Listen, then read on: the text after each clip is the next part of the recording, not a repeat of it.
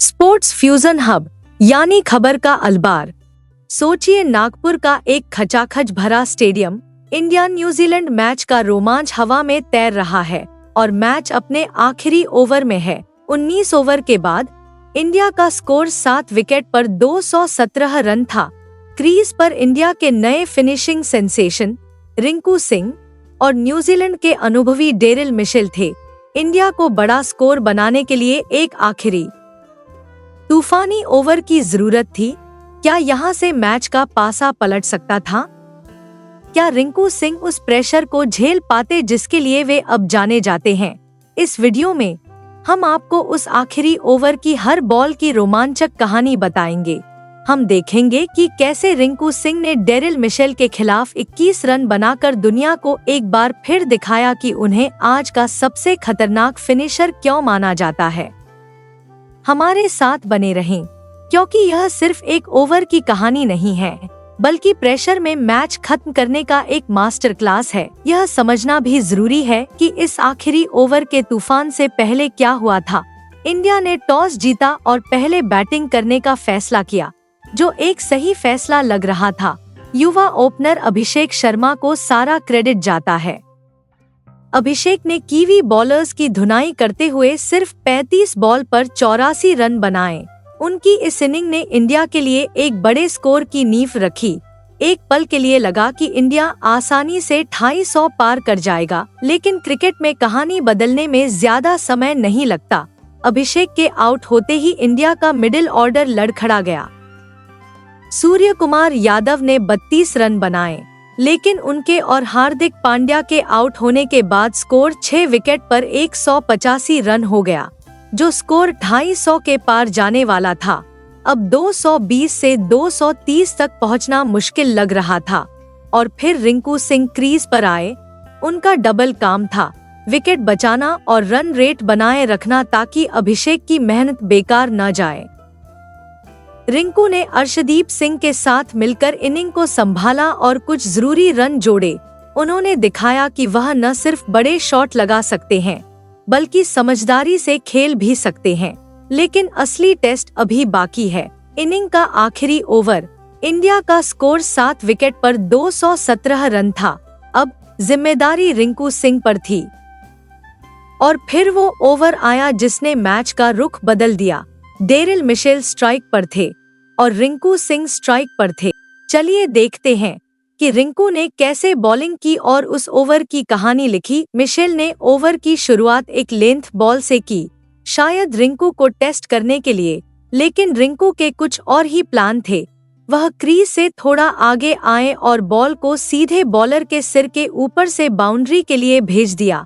क्या शानदार छक्का था! शॉट में पावर, टाइमिंग थी और यह मैसेज भी था कि ओवर किसके हाथ में है। लगातार छक्के। पहला छक्का मारने के बाद मिशेल ने अपनी लाइन बदली। उन्होंने एक स्लो बॉल डाली, जो अक्सर बैट्समैन को फंसा लेती है, लेकिन रिंकू ने सब कुछ समझ लिया था। उन्होंने जल्दी से बॉल उठाई, अपनी जगह बनाई और पूरी ताकत से मिडविकेट पर एक और बड़ा छक्का मारा। स्टेडियम में तालियां बज उठीं। 2 बॉल पर 12 रन बन गए थे और कीवी टीम पर प्रेशर साफ दिख रहा था। इस बार डेरिल मिशेल बहुत ज्यादा प्रेशर में थे। उन्होंने एक और वाइड यॉर्कर फेंकने की कोशिश की, लेकिन प्रेशर में बॉल उनके हाथ से फिसलकर लो फुल टॉस बन गई।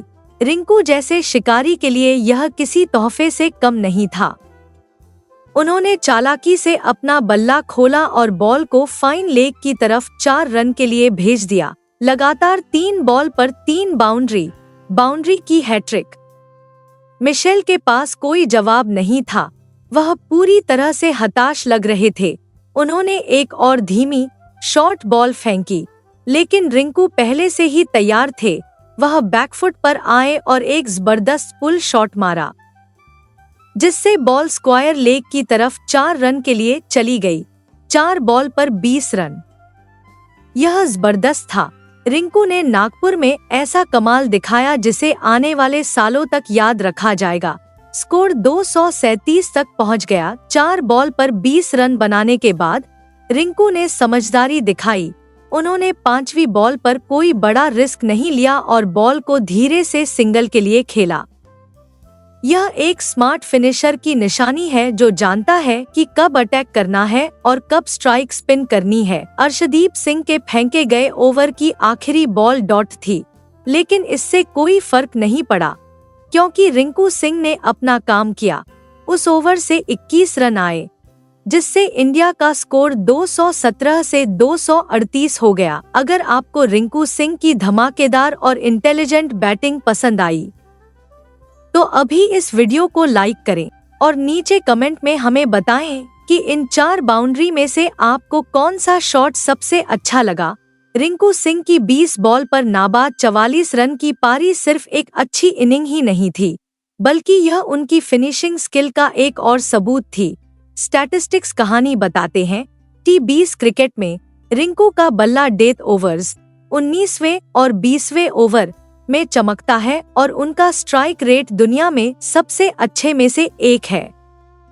इस इनिंग में उनके 2 छक्कों ने उन्हें 20वें ओवर में सबसे ज्यादा छक्के लगाने वाले भारतीय बल्लेबाजों की लिस्ट में काफी ऊपर पहुंचा दिया है। उन्होंने इस लिस्ट में बहुत तेजी से महान MS धोनी को पीछे छोड़ दिया है और अब वे हार्दिक पांड्या जैसे खिलाड़ियों से पीछे हैं। लेकिन सबसे हैरानी की बात यह है कि धोनी ने 20वें ओवर में अपने पहले 12 छक्के लगाने के लिए 132 गेंदें ली, लेकिन रिंकू ने सिर्फ 38 गेंदों में यह कमाल कर दिया, जो उनकी जबरदस्त हिटिंग को दिखाता है। रिंकू सिंह को इतना खास फिनिशर क्या बनाता है? यह सिर्फ बड़े शॉट मारने की काबिलियत नहीं है, बल्कि प्रेशर में शांत रहने की कला है। रिंकू ने खुद इस इनिंग के बाद कहा कि उनका प्लान सिंपल था, आखिर में खराब गेंद का इंतजार करो। मैंने वही किया। यही सोच उन्हें बाकियों से अलग बनाती है। उस दिन नागपुर में उन्होंने और अर्शदीप सिंह ने सिर्फ 13 गेंदों पर 29 रन की पार्टनरशिप की, जिससे पता चला कि वे निचले क्रम के बल्लेबाजों के साथ भी काम कर सकते हैं और इसीलिए लोग उनकी तुलना महान MS धोनी से करते हैं, सिर्फ उनके स्टैट्स के लिए नहीं, बल्कि उनकी फिनिशिंग सोच और शांत व्यवहार के लिए भी। उन्हें पता है कि मैच को आखिर तक कैसे ले जाना है और फिर कब गियर बदलना है। इसी काबिलियत ने उन्हें 2026 T20 वर्ल्ड कप टीम में भी जगह दिलाई है। तो यह थी रिंकू सिंह के यादगार आखिरी ओवर की कहानी, जहां उन्होंने भारत को 21 रन पर एक बड़ा स्कोर तक पहुंचाया। 20 गेंदों पर उनके नाबाद 44 रन की मदद से भारत ने 238/7 का स्कोर बनाया और आखिरकार 48 रन से मैच जीत लिया। यह पारी सिर्फ मैच में एक टर्निंग पॉइंट ही नहीं थी, बल्कि इसने यह भी बताया कि भारतीय क्रिकेट को अपना नया भरोसेमंद फिनिशर मिल गया है। आज आप रिंकू सिंह के बारे में क्या सोचते हैं? T20 फॉर्मेट में भारत के नंबर 1 फिनिशर?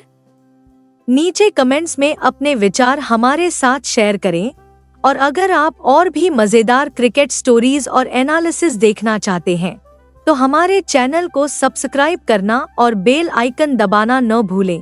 अगले वीडियो में मिलते हैं।